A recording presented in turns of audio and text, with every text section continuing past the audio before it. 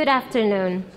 Chairman of Board of Governors, Professor Alfred Tauber, Vice Chairman and Chair of the Board of Governors meeting, Professor Manfred Landstein, President Amos Shapira, Rector Professor David Faraji, University Administration, distinguished faculty, and guests.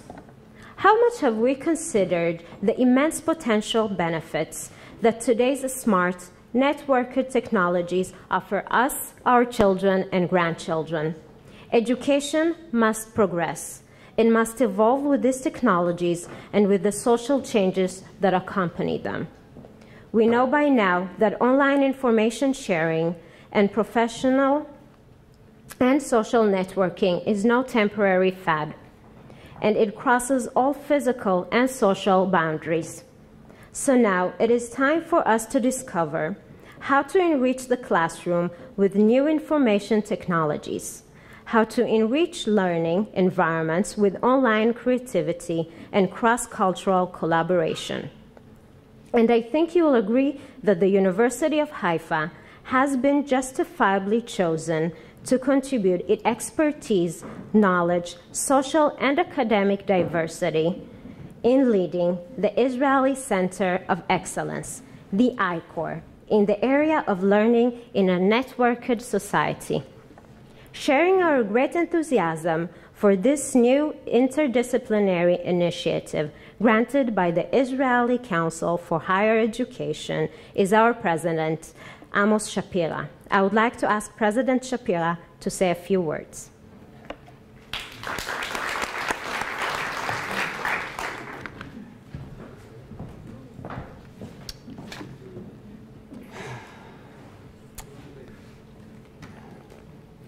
I think this is, we have rather long 2 days with a lot of meetings, with a lot of congratulations. Now this is actually the last meeting, this is the meeting before the last session. Now, so allow me to be informal a little bit, although I'm still with a tie. I hope that I will not miss something. First of all, I must admit that when I saw the headline of this meeting, I have a problem with it, because the headline of this meeting was, please turn on your cell phones. So to those who still don't know that my previous job was the head of a cellular phone, I must say that every time that I attended a meeting or a theater or in a cinema, and always there is an announcement, please shut down your cell phone, I thought that it's something personally against me, because I made my living out of the fact that cell phone is always on. So I always thought, why they don't say shut up the banks or the supermarket? Why just the cell phone? So when I saw the headline, I said, someone will say, Amos Shapira, as the president of the university, still try to promote the cellular industry. But anyhow, it's amazing how fast technology develops. When I started my position as the CEO of Cellcom, it was not far long time ago. It was in 8 years ago. When I spoke about, on that time, when I spoke about the role of the new era of technology, the new era of the new media, and the cellular will be much more than something to speak with, and it will be the main gateway of internet. People thought that I'm a little bit crazy, because on that time, really, the telephone was mainly for making phone calls. Then what we see today is really, I can tell you that my main job today, when I'm looking over my emails and everything else, is through this device. And when it comes to education, and so in this matter, I will come to my written speech, you know, because I want to be very cautious not to speak something that after that people will think I'm a little bit, you know, out of focus. So many of you may have heard me mention over the last 2 days that State of Israel has chosen us to establish links, which is a very strong indication about our excellence. And I always look after what is called in marketing language is called testimonial. You know, something that you can say, we don't just say that we are excellent, but there is someone else that testify that we are excellent. So in a way, this is what happened with the marine science. This is also what happened with education, that actually, this is in my word, excuse me, that we can combine, we combine two very strong areas of research. One is, of course, the education faculty, and which is the best in Israel. By the way, this fact, you know, I can tell you about the education, that before I entered my position as the president of the university, I had a lot of discussions with many people from the academia. And one of the president of the university, even he's still the president of another university, I asked him how you see the University of Haifa. And he said, you know, I don't know a lot about many areas from the university, but I can tell you, you have the best education faculty far away from any other education faculty in Israel. And this was said by a competitor in a way. So applaud, you know, to the people from education faculty. And another center of excellence is the Research Center for the Internet, headed by Professor Shezaf, which is also a very strong area of excellence in our university. And this is something that I can tell you as a former president of cellular company that dealt also with Internet, very strong. So as you may have already noticed, from all the stations outside this research center is different from anything you might imagine about academic research. This center will explore new possibilities information technology opens to people of all learning ages, and it will shape the future. Oh, let him ring. You can, yeah, go away with it. But anything, you know, it doesn't help the business because everything is included now. How we say in Hebrew, akol kalul. We have been selected to establish this center because of our resourcefulness to accommodate such various fields in which we excel. Already today, many experts view the internet, and especially the social network, as the greatest invention in communication since the printing press. The new information-based network society is constantly changing our lives. Whether we like it or... Yeah, it doesn't interrupt me. Smartphones are much less of a phone these days and much more smart, making us available, connected, and updated all the time, for better or for worse. Imagine the following situation. A teacher walks into a classroom where students are sitting around tables using computerized simulator to learn about a scientific phenomenon. What is the role of the teacher? Does it need to be similar to what it was 20, 30 years ago, or should it change?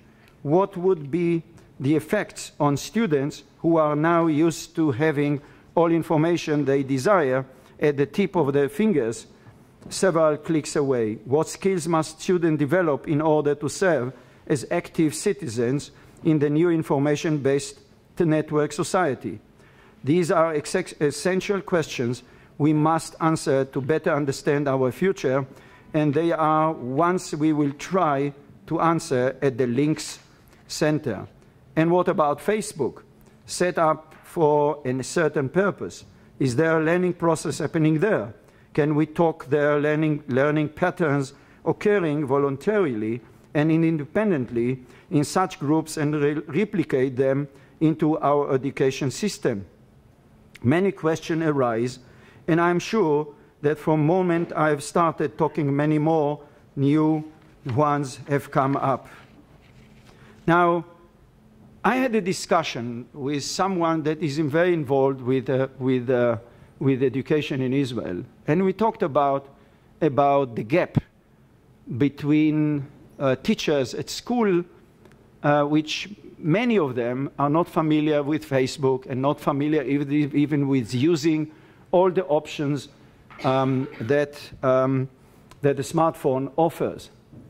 And in my discussion with him, and I'm not a researcher, as you know, I'm not even a professor, I'm not even a doctor, and he said, you know, he was one that actually, he's not from the education system, he's one from outside that actually support education.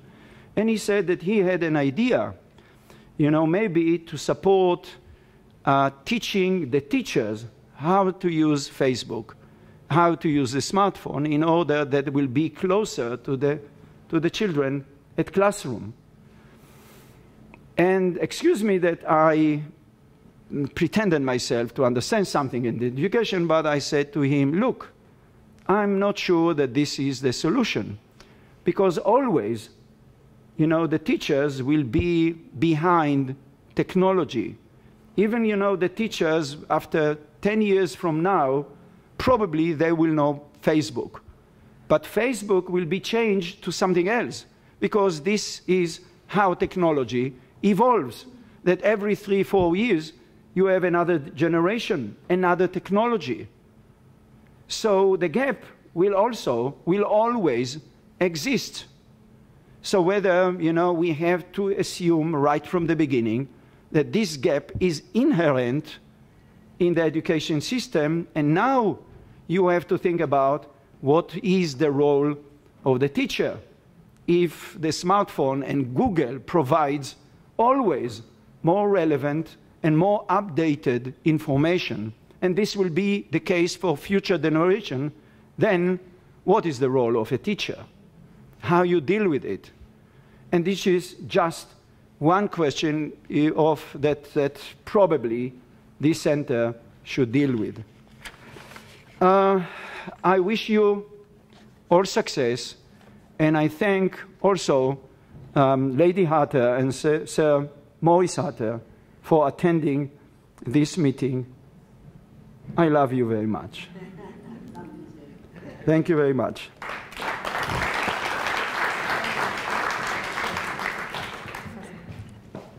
Please stay with me as we ask Rector of the University, Professor David Faraji, to make a presentation with you to the new Center of Excellence.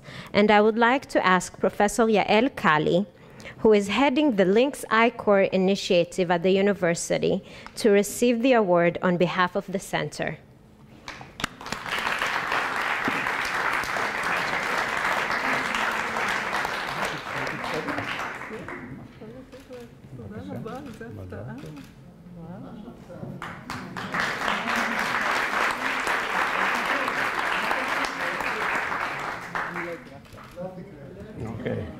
For the next few minutes, you can sit back and enjoy a special clip about the University of Haifa's new Center of Excellence that we are proud to be screening for you the first time today.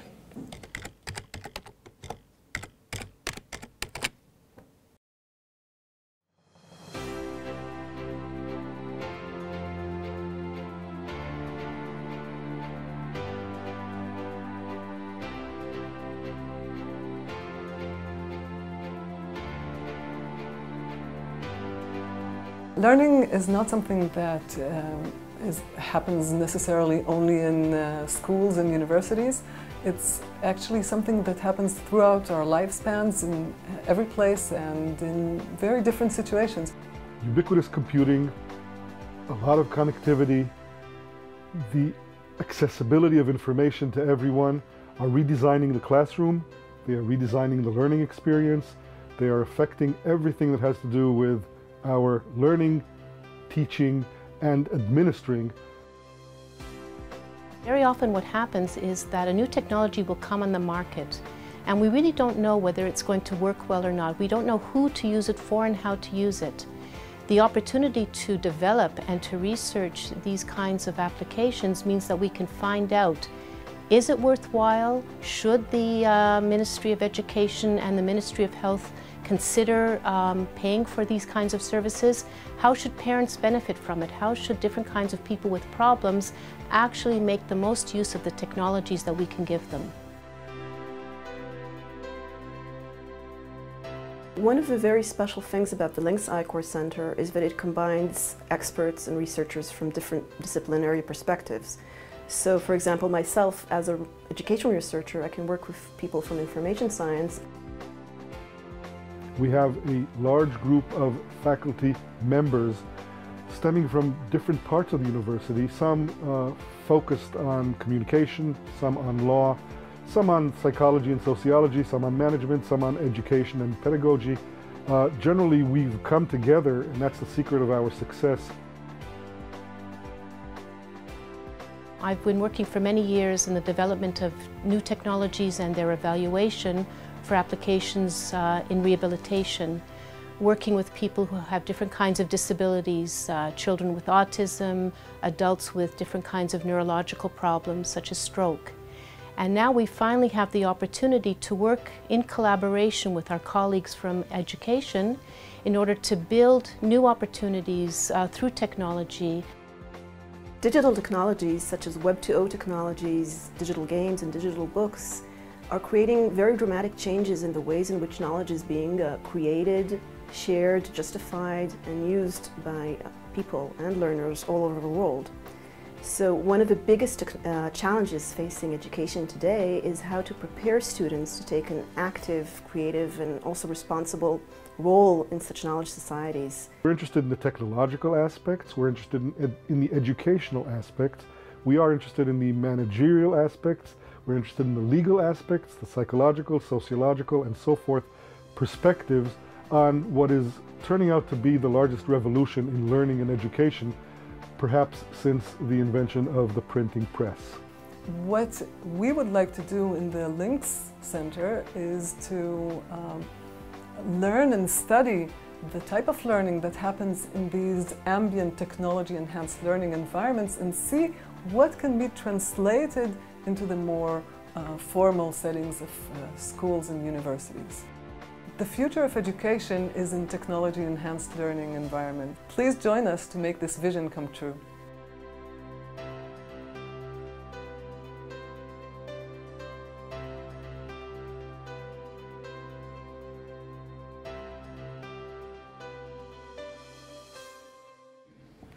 And now, allow me to introduce Professor Yael Kali, who currently serves as the head of the Technologies in Education graduate program at the University of Haifa's Faculty of Education. Her research interests include technology-enhanced learning in science, design principles for technology-based learning environments, web-based learning in higher education, and teachers as designers of online activities. Dr. Benny Ben-Zvi and Professor Tamar Wise from the Links Academic Board will join her for a collaborative presentation. Hello and welcome to the Learning in a Networked Society event. Links, as you might have heard, is the University of Haifa's newly awarded research Israeli I-Core, it's called, Israeli Center of Research Excellence. And I'm very honored and happy to represent the wonderful group of people that you see here. But before telling you who we are and what brings us together and what's the kind of research that we're going to conduct together, I'd like to first refer to the question that some of you have already provided us with answers to using your cell phones, and that is, what exactly is learning in a networked society? So if you haven't done so yet, please turn on your cell phones. You can put the volume down. You can put them on quiet mode. So if you have a smartphone, you're welcome to scan this QR code. And Debbie will hand out some more. Sometimes it's easier to scan it not from the screen but from a piece of paper, which is closer. Can you hear me well? Better? So this will bring you to a web page that will include 9 possibilities to answer this question. And it will look something like this.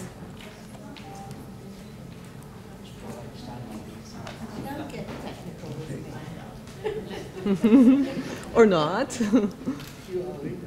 Okay.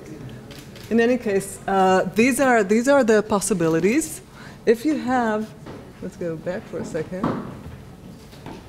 If you have a regular cell phone and not a smartphone, you can SMS. You use your SMS to text your answer to the following number that you see here. It's also on the brochure that you just got.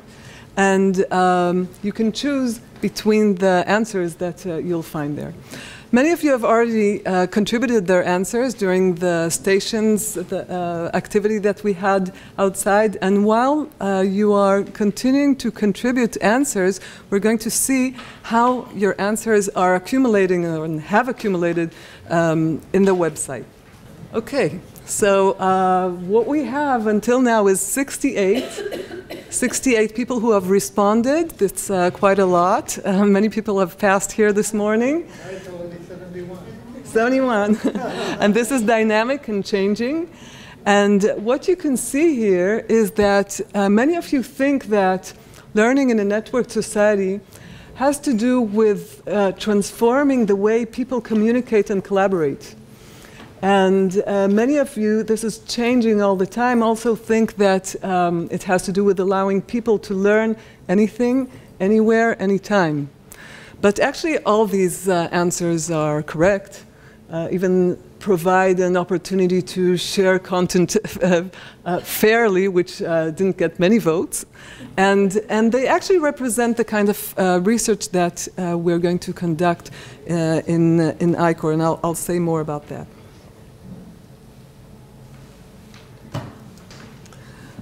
So let's see how the answers that you just gave in this poll connect to the stations that were presented in the hall earlier. So for instance, if you voted if you said that technology and learning in a networked society allows people to create knowledge based on real-world situations and problems, you might have noticed the relationship with the station that showed how children explore real-world data that was presented out there. Or if you chose provide opportunity to share content fairly, you might have seen the station that showed the legal perspective and how the creating open educational resources in a networked society. If you chose allowing people to face challenges in a safe, caring environment, you saw a very nice example of that in the station that showed the laboratory for innovations in rehabilitation technology. Provide an opportunity to share content freely. This, you saw a nice example in the station that studies gamification effectiveness and the effects of rewards and incentives on motivation. And finally, allowing people to learn anything, anywhere and anytime. A very nice example of that was shown in the mobile learning station with the learning history through games. all in all, these stations represent the kind of research that we brought to the table when we began not too long ago to try to see our joint research agenda. And what we found out that even though we come from many different perspectives, we have three main areas of research that really can put our research together. And these are, the first one is how shared knowledge and understanding is created in technology-enhanced learning communities. The second one is how practices and norms build up in these communities. And the third one is how technology can affect and help diverse learners that may come from either internal diversities within a group or different groups of people to learn and collaborate. And the Links I-Corps is actually a cohort and brings together a cohort of people who come from many different fields with different expertise, such as you can see here, education, the learning sciences, communication, health and welfare, social sciences, knowledge management, information sciences, law, human-computer interface, and design innovation. And we believe that with this multiple perspectives, we can create the cutting-edge research, especially where these three circles intersect with each other, each of the two circles and the three of them. And finally, the future workforce will need people who can collaborate with each other and communicate, and who can solve problems and be innovative and creative. And what happens is that current schooling doesn't provide enough opportunities for this to happen. And research shows that technologies really have a very good potential to do this, and this will need to explore more. And with that, I'd like to call my colleagues to provide two examples of the research that we are starting with and where this will take us using our collaborative and multifaceted efforts in the Links Center. So, done. Shalom. My name is Danny, and I would like to introduce shortly a group of researchers and a line of research called Connections, where we get kids involved in exploring data using technology. This is a wonderful group of people who study for the last 9 years. They are all graduate students, Tali and Aviad, Hannah and Karen, Einat and Orly. And we have been studying in the last 9 years how to use technology to improve very young children learning in a very specific area, the area of statistical reasoning.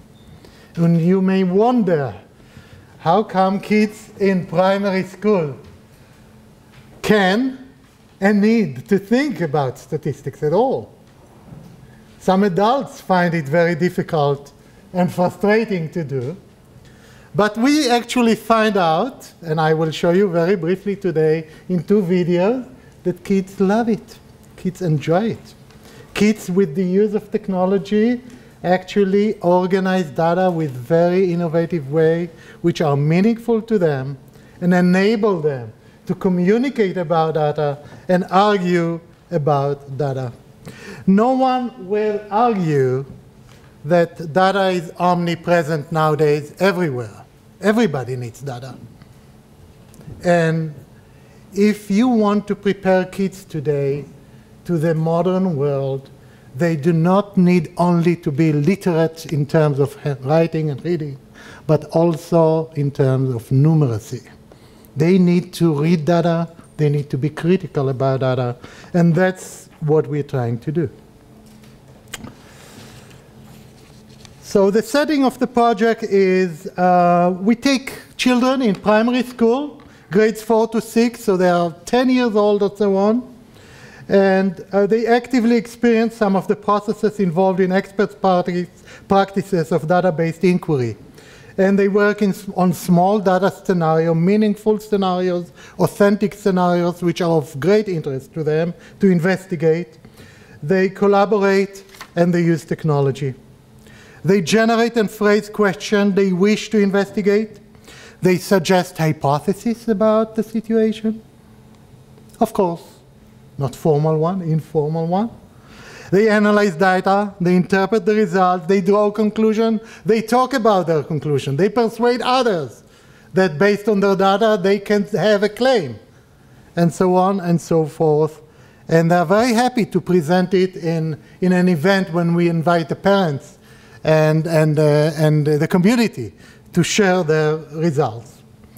So I'm going to share with you 2 episodes. The first one is an episode which we used to call "Look What Data Can Do." And this is sort of the excitement of kids when they use data and make sense out of it. I will show now data from the Connection 2010 project. We actually started the project in 2005, and it's already the 9th year where we're working in primary school. They used data from a survey. They collected the data themselves. And they use a technology called Tinker Plots. You see the results of that organization of data that kids organized by themselves. This doesn't give them prepared type of adults conventional graphs, but rather let them invent their own way, creative way, for organizing authentic data, such as backpack weight, free time activity, body weight, whatever they want to investigate, but they organize their own data in their own way, in a way which is meaningful for them. One idea that we use, which you see here, I show you 2 samples from that survey, is an idea that we called growing samples. We found it a very useful idea. And it's a key element in the design of the educational material that we use with children. In this approach, students are gradually introduced to increasing sample sizes that are taken from the same population. So the kids collected data about their school or about their community, but they are exposed to a small random sample of data, either 8 of the members of their class or their whole class. And increasingly, they are exposed to larger sets of data. But at each stage, they have to make sense of the data, they have to make claims based on the data, but they also have to predict what do you expect will happen when you get more data from the same population. And in that way of prediction and looking at the data and comparing predictions with results, they become aware, for example, to the value of a greater sample. So here they are, 2 kids, 10 years old, 11 years old, 5th graders,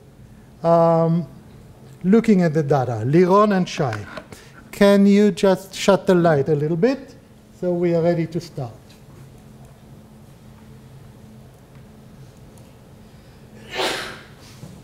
בנים אוהבים יותר מחשב.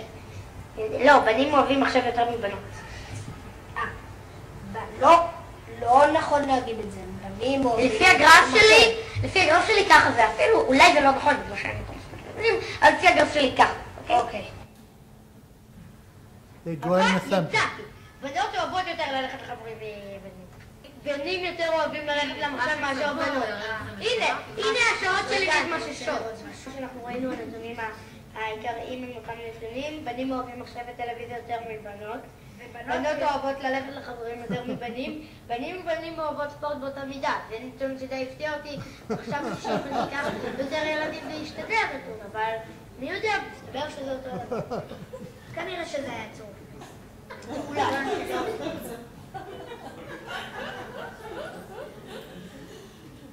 And we ask them about confidence, informally. כמה הייתם בטוחים מ8 לכל הכיתה, אתם זוכרים? לפני כמה ימים? מה אתם אמרתם? 2 אולי 3. עלה פתאום ל7. תראו מה שכאן יכולים לעשות. אור, בבקשה.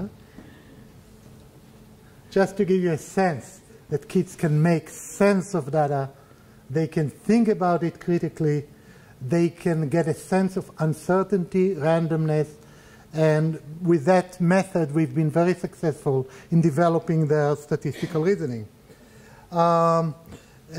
They are becoming little data scientists, I would say, in a way.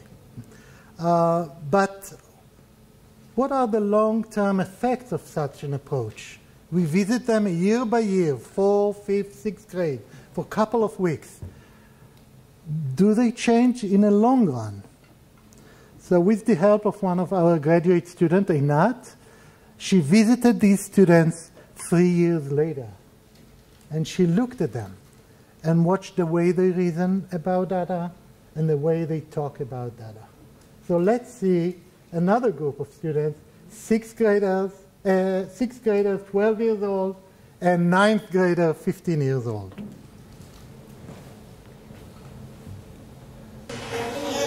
שאלת המחקר שלנו היא מה הרוחק, קפיצה הרוחק, אז מה הרוחק קפיצה בשכבות ו' וז'?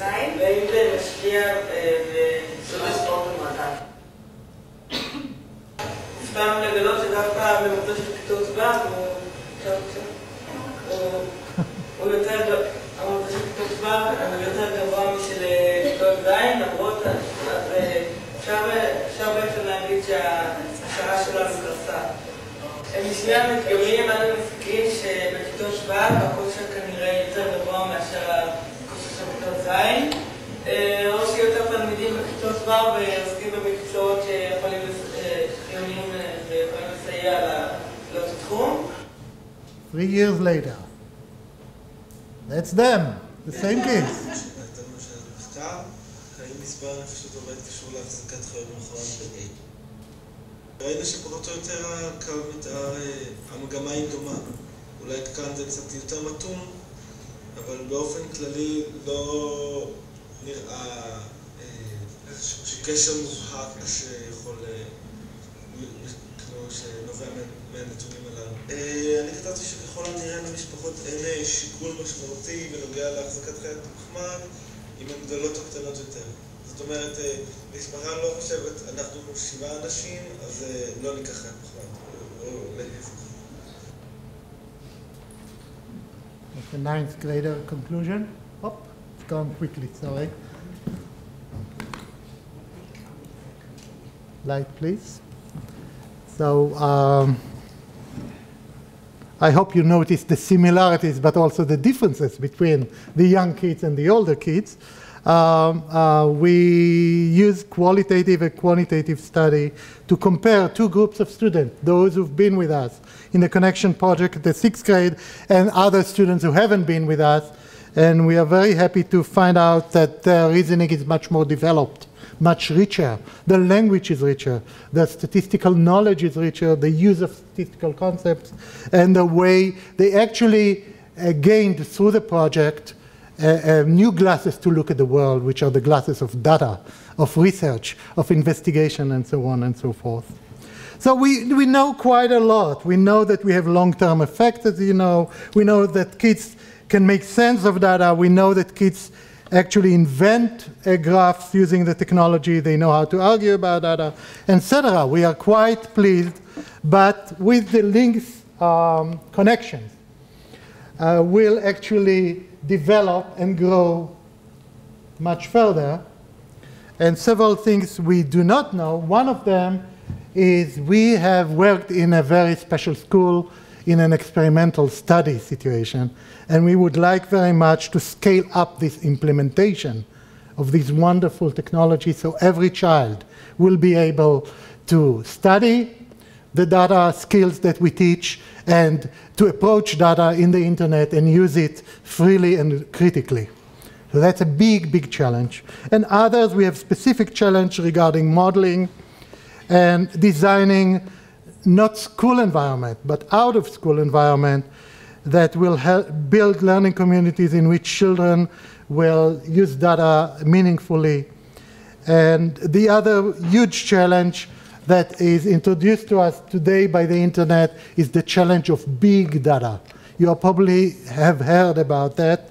The fact that data today is so much available in unbelievable quantities is changing quickly the traditional statistics, and we will need to prepare future kids to live in a big data era.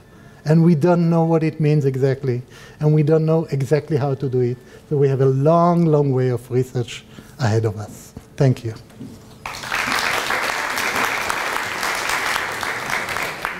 Okay, I'd like to share a little bit of the work that we've been doing. Those of you that did have a chance to see our demonstration station saw two girls using the interactive table that we developed together with colleagues from England and from Italy. And basically what I'd like to tell you very, very briefly about are the ways that you can use one technology. I'm going to give you two examples, but there are many, many examples. It's really quite inspiring to think that as many technologies as there are, you really can actually make use of even fewer of them and accomplish a lot of very, very different things. So the first example that I'm going to tell you about is related to using the technologies to harness the interest that children with autism have. They have an inherent interest in using computers. In fact, part of the problem that parents often complain about is that a child with autism will only focus, tunnel vision-like, on the computer. They'll sit at that computer and use it all day long to the detriment of any kind of social interaction, which is in fact their weakness. And what you're trying to do is to encourage their social interaction. And so by having the tabletop technology, which enables you to encourage, we call it actually enforce, collaboration, you can harness that technology into using the motivation that they have, but to do it to something that they're actually weak at. And I'm going to show you two very short videos to illustrate that.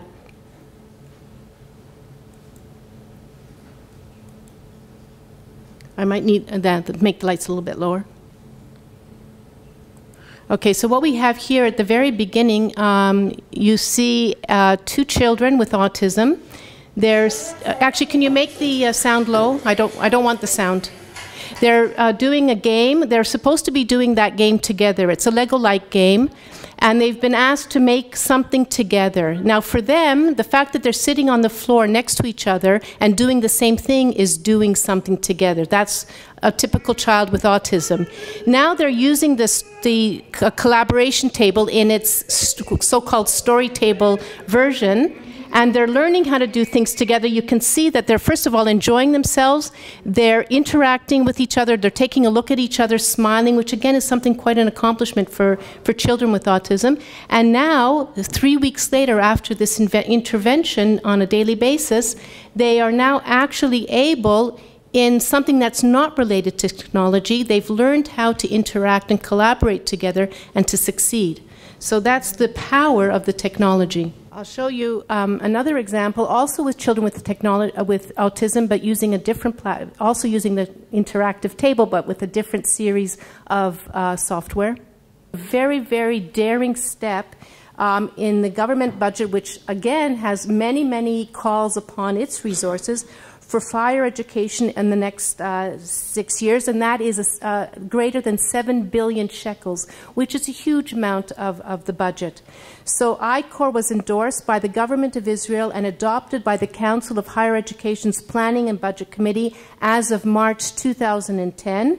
And its goal was to gradually establish leading research centers specializing in a range of disciplines. And the main idea was to fundamentally strengthen the long-term positioning of Israel's academic research and its stature among leading research in Israel and abroad. Now, I'm not going to go through this whole list, so don't worry about it, but the actual specific objectives are ambitious, and I'm just going to highlight them. So you want to strengthen science. You want to make Israel into a world leader. Some of us would say to keep it a world leader. You want to get a brain return. So all those people that went and stayed in the States or wherever else they are, you want them to come back. You want to establish here a critical mass of people, of scientists in specific disciplines, to have infrastructure that can support dynamic research, to integrate all of those wonderful disciplines into a viable entity, to support instruction and training so that the new generation will be as good as the existing generation, even better. To do that all by collaboration, and to have global research institutes. In fact, one of the most fascinating talks at the two-day seminar was by the CERN Institute, the famous CERN accelerometer. Sorry, it's not accelerometer, accelerated, the one in Switzerland, I forget the name of it. It's the CERN. I know, I don't remember what it stands for. In any case, it's the father or the mother, the parent of the internet. Truly at a high scientific level. These are the kind of people that we're aiming for. Now, the first wave of I-Corps started in October 2011. These are the areas that were funded. The second wave, of which we are very proud to be a part of, because the first wave was so successful, and it was, talk about measures, I've heard this, there was the brain gain that was established. There was an ability to attract prestigious funding. There were numerous national and international cooperation agreements. In short, the I-Corps has turned into a brand name for success. And so the second wave was announced. The whole procedure was funded. We were lucky to be part of that second wave. And basically what we see it now is as a tremendous challenge to prove ourselves. I took the idea from marketing of a stretch target. This woman has obviously achieved her challenge. We hope that we will not only be able to look at the cake that we have received with great enjoyment, but that we will also be able to actually come away after eating that cake, not with cake on our face, but actually in a successful way. And we thank you all, our rector, our president, the vice president for development. We feel truly grateful and honored to be able to be a part of the I-Corps here at University of Haifa. Thank you.